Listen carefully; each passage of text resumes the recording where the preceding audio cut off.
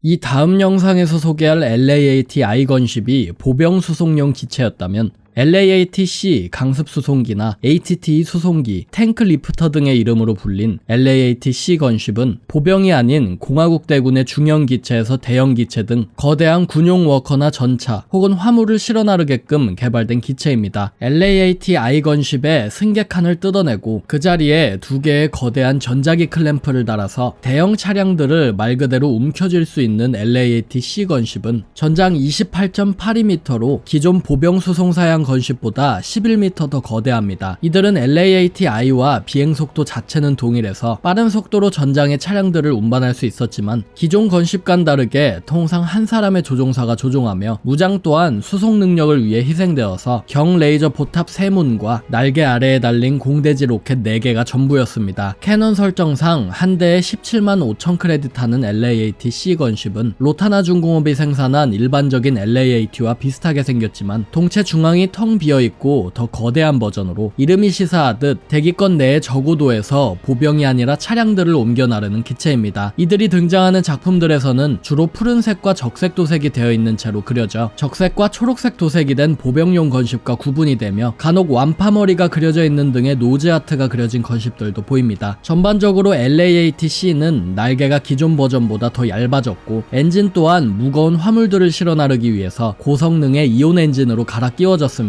그 과정에서 엔진과 연결되어 있던 매스 드라이버 미사일 발사관도 날개 끝에 달려있던 방울형 포탑도 제거되었죠. 로타나 중공업은 이들 기체들을 경장갑 고속 수송기로 디자인했기 때문에 기존 건십의 공격 용도로 있던 장비들이 대보병용 레이저 포탑과 공대지 로켓탄을 제외하고는 전부 제거된 것이었습니다. 건십 상단의 두 엔진 사이에는 추가적인 장비도 실려있는 것으로 보이는데 이것이 추가적인 무장인지 아니면 다른 용도의 장비인지는 그 용도가 알려지지 않았습니다. 승객칸 대신 설치된 전자기 클램프는 화물 수송용 건십이 제 역할을 다할 수 있게 해주었습니다. 본디 이들은 어클레메이터급 강습함에서 공화국 대군의 주력 전차인 ATT 워커를 수송하게 디자인되었지만 ATT 워커 외에도 호환되는 기체가 많았습니다. 소형 스파티 워커라 불리는 30m짜리 중장갑 리펄서 리프트 기체인 RX-200 8치용급 강습전차, 소형 워커류에 속하는 AT-XT 워커가 4대, 공화국 병력 수송기라고 불리는 RTT가 1대, TX-130 세이버 전차 1대, PX-4 이동식 지휘본부 하나, FCC라고 줄여서 불리기도 하는 전방지휘본부 하나 등 수송선과 전차 외에도 조립식 건물들이나 야전 간이 건물들도 실어날 수 있는 구조입니다. 은하제국기에는 이 기체를 이용해서 제국 병력 수송선이라 불리는 ITT 수송선들도 실어날 수 있었습니다. 뛰어난 기체 호환성과 빠른 속도 덕분에 LAAT-C는 전장에서 자주 사용되었지만 장갑이 약하고 날개가 얇은 탓에 피격을 받는 순간 기체가 곧바로 파괴될 정도로 방어력이 취약했습니다. 수송 건십이 파괴되면 건십이 쥐고 있는 기체 또한 파괴됨을 의미하기 때문에 작전 시에 수송 기체의 파괴는 굉장히 치명적이었습니다. 레전드 설정상 건십은 조종사 1명만이 탑승하고 있다고 묘사되었지만 캐논 세계관에서는 조종사 1명 외에도 부조종사 1명과 엔지니어 겸 화물 담당자까지 이 건십에 총 3명까지 탑승한다는 묘사가 있습니다. 아마도 조종석 아래에 있는 공간에 나머지 2사람이 타고 있었을지도 모르겠습니다. LAAT-C 건십은 LAAT-I와 함께 야빈 전투 22년 전에 일어난 지오노시스 전투에 처음 투입되었습니다. 당시 공화국군은 ATT 워커가 지상에서 LAAT 건십이 하늘에서 분리파 드로이드 군단을 향해 진격하는 동안 그들의 호위를 받으며 스파 워커가 후위에서 지원해주는 전술을 사용했기 때문에 세 종류의 차량 중 어느 하나라도 승리를 위해서 빠질 수 없는 요소였고 느릿느릿 움직이는 공화국 대군의 지상 차량들을 빠르게 그리고 끊임없이 공중 지원하여 전선을 유지한 역할을 수행한 것이 바로 LAAT-C 건십이었습니다. 제1차 지오노시스 전투에 동원된 LAAT-C 건십이 총 400기였고 그들이 실어 나르는 ATT 워커가 총 2160대 동원되었으니 만일 모든 워커들이 건십을 통해서 전장에 투입되었다고 가정한다면 전투가 지속되는 내내 건십 한 기당 거의 5번 정도를 어클레메이터급 모함에서 전장으로 왔다 갔다 한 것이 될 정도로 이들은 지오노시스 오아시스의 하늘에서 바쁘게 움직였습니다. 차량 수송용 LAAT는 이후 테스 전투와 제2차 지오노시스 전투 등의 교전 등에서 주로 ATT 워커들을 현장에 실어나르는 역할을 수행했습니다. 클론 전쟁 애니메이션 시리즈에서는 이례적으로 제2차 지오노시스 전투 이후 잔해를 치우는 데에 이들 건쉽이 동원되었으며 진로비스트 사태 당시에는 LAATC 건쉽 4기가 케이블을 이용해서 마취 상태에 빠진 진로비스트를 모함으로 이송하기도 했습니다. LAATC는 10195라는 상품명을 가진 레고 제품을 통해서 전지형 개방 수송기인 AT-OT 워커와 함께 제품화된 적이 있었는데 실제로 이들 건쉽이 AT-OT 워커를 수송할 수 있었느냐에 대한 답은 알려진 바가 없습니다. 다만 ATT 워커와 AT-OT 워커의 크기 차이가 크게 다르지 않고 제작사나 디자인 측면에서도 큰 차이가 없기 때문에 LAATC가 AT-OT 워커를 꼭 실어 나르지 못하리란 법은 없습니다. 오늘의 영상은 여기까지입니다. 채널 구독하기와 영상 좋아요, 후원은 제게 큰 힘이 됩니다.